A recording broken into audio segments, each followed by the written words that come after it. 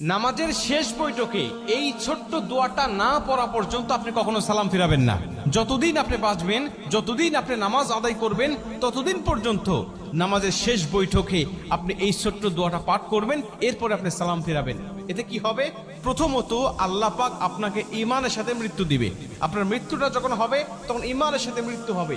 আর কোনো ব্যক্তির মৃত্যুটা যদি ঈমানের সাথে হয়ে যায়, ভাই, ওর দুনিয়ার জমিনের কিচ্ছুর প্রয়োজন নাই। কারণ শেষ মৃত্যুটা তার হয়েছে ইমানি অবস্থায়, মানে সে মুসলিম হয়ে, ইমানদার হয়ে সে দুনিয়ার থেকে বিদায় নিয়ে চলে গেছে। ওর কবরেও শান্তি, পরকালেও শান্তি, হাসরে, মিজানে, ফুলসিরাতে প্রত্যেকটা ধাপে সে মুক্তি, এবং আল্লাহ পাকের কমপক্ষে 10টি পৃথিবীর সমান একটি করে জান্নাত তার জন্য আল্লাহ ওয়াজিব করে দিবেন। কারণ শেষ মৃত্যুটা তার হয়েছে ইমানি হালতে।